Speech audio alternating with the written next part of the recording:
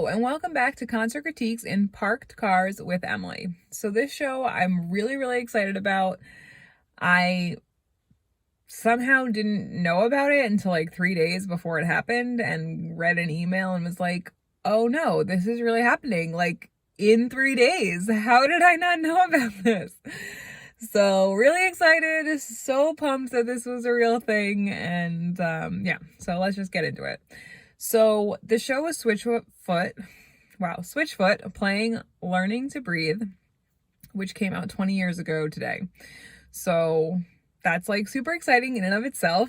The fact that like knowing and hoping that they're going to play every song on this album, especially because it's one of the originals that I got from them, and it just so much love for that album. So I was really excited to have a chance to get to see these songs.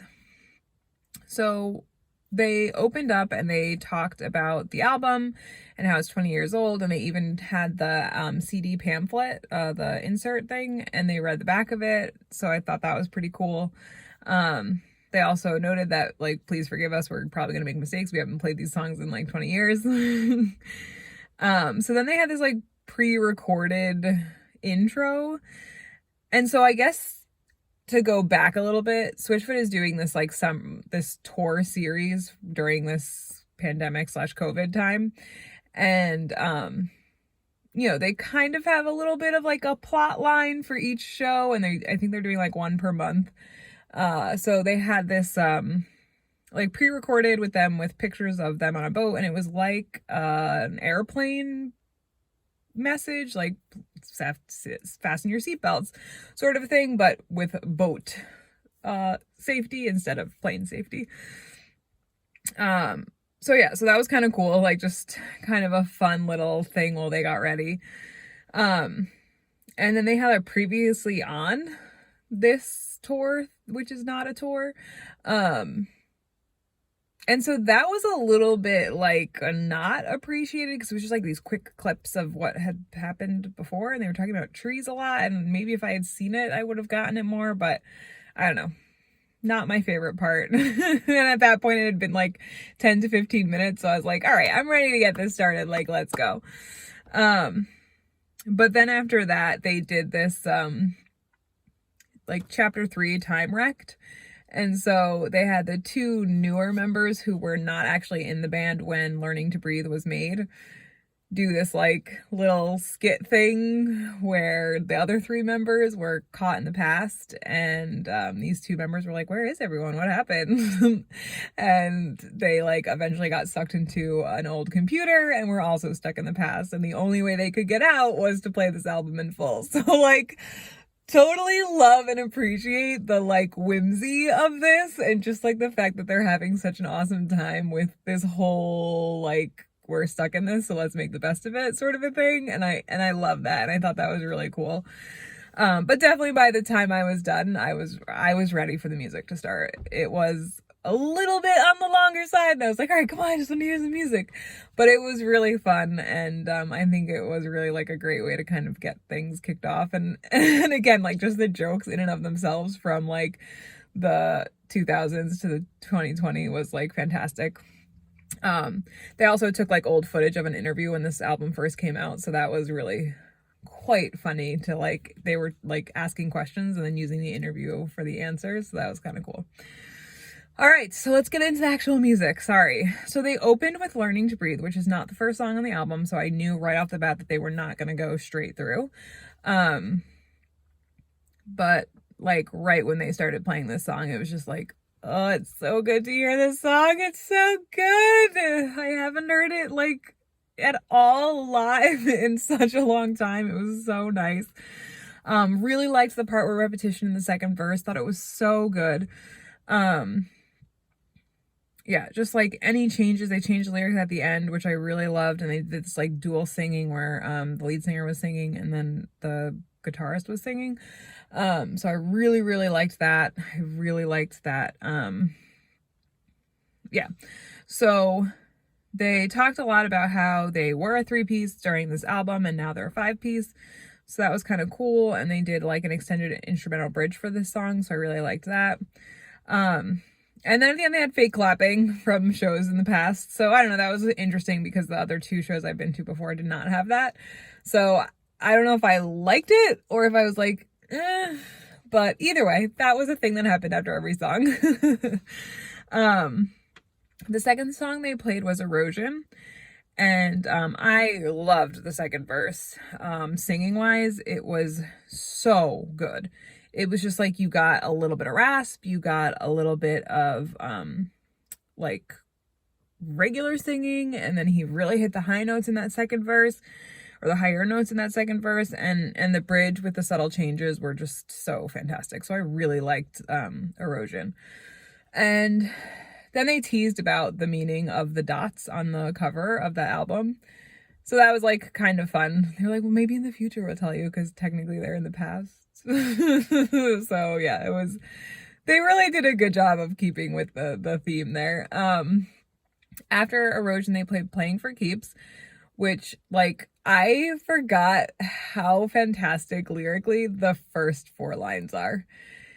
That song is just so good, and the first 4 lines like hit me so hard listening to them again after so long, and I was like, oh, like, this is such a good song. Yeah, so I really like loved that part, and then just the instrumental intro was really good too. So I really liked the beginning of that song. I thought it was fantastic. After that, the drummer told a story about how his parents were concerned about driving on their first tour, and that he fell asleep at the wheel on the very first day. And then also that he fell asleep at the drums during a show on that tour, which like blows my mind. How you could fall asleep at the drums during a show. But hey, I mean, I guess it happens. I'm not gonna lie, there are times where I'll be standing at a show and being like, whoa. But I don't know that I've ever actually fallen asleep.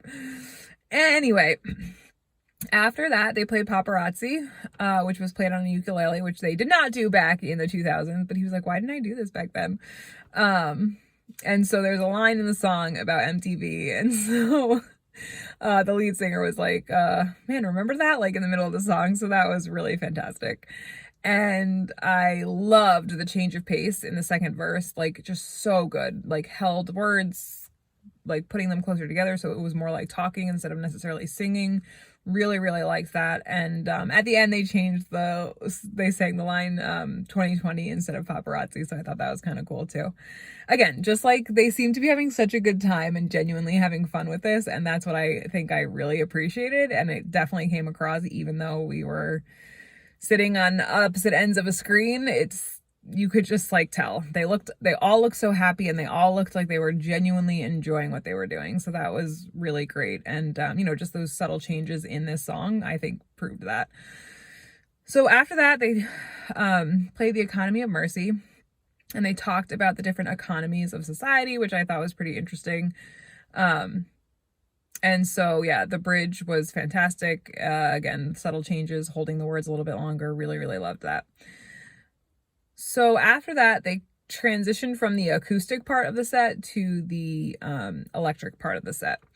So they showed a pre-recorded video of a fan that fosters cats, and they opened mail from an older sister that sent in tattoos and lyrics and said that it was the sister's birthday. So after that, they played Dare to Move. Oh, sorry. This is not the transition. Just kidding. I'm kidding. Sorry. Right before they transitioned to electric, they played one more song. But they did show this cat fan, this fostering cat fan, and they did show, they opened like a piece of mail and showed someone's tattoo with the lyrics for Dare You to Move. Really, really loved the changes in this song. And of course, they've played it quite often. And so their ability to kind of change what they did was like super easy for them, I guess, but I loved it. It was so great. Again, it was just so good. And like, I've heard this song digitally, but just to see it live was really cool. And again, I really just appreciate all the changes that they made and thought that they did an excellent job. So it was funny because he forgot a line like in the bridge, and he was like, of course, of all the songs to forget a line, he's like, I was so focused on all these other ones that I haven't played in 20 years that I now can't remember the line to this song. So again, just like felt super genuine and was a really cool, unique moment that you wouldn't get if you were listening to it digitally. This is when, sorry, they took a break and they were talking about switching from acoustic to electric guitars and stuff. And so they showed a video for the Food for the Hungry organization that they work closely with. And then talking to one of the members of the group, they were talking via Skype or Zoom or whatever. And then after that, they talked to the producer of the album for like a little bit. Again, a pre-recorded interview thing.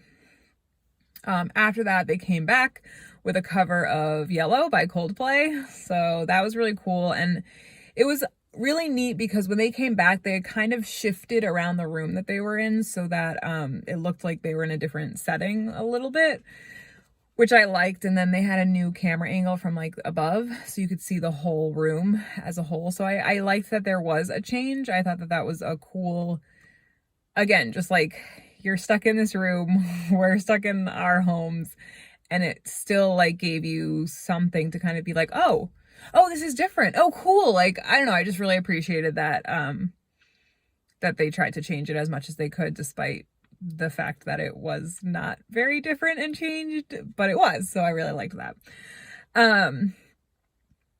So yeah, it was awesome.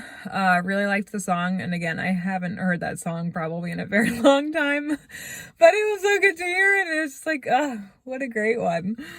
So then they talked about a show in Miami where it started pouring through their set.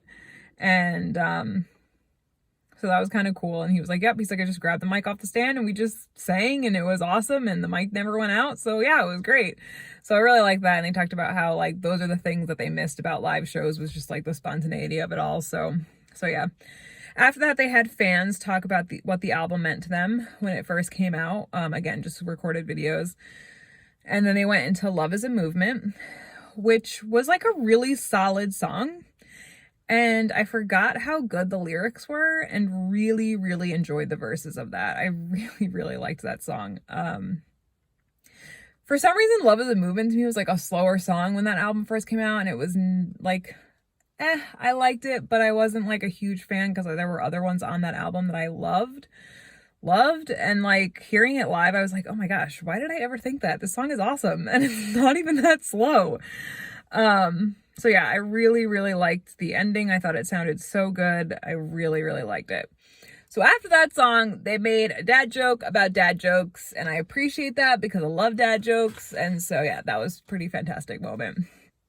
And then they went into my favorite on this album, and I was so excited, especially coming off of like this song that I forgot and was like totally impressed with. Then you get this dad joke about dad jokes, and then you get Loser. Oh, so good. I really wanted to see this song. He hit the notes so well and made a few subtle changes, like just like at least one in the second verse and like a bunch in the last chorus and at the end. I totally appreciated it. I loved every second of it and was just like, oh, so good. Then he talked about his guitar and how the salesperson was when he bought it, and that this was like the first guitar he bought. So that was kind of a fun story. Then they played the second song I really wanted to see, You Already Take Me There. So fantastic follow-up to Loser. Like, just loved it. Loved that. It was like my favorite song and then my second favorite song right in a row. Oh, so great. Really great sound. No super noticeable changes, but again, I was just so excited to hear that song after so long that it was like, oh, so good. Then they talked about like how they found that bike in the pictures for the CD booklet.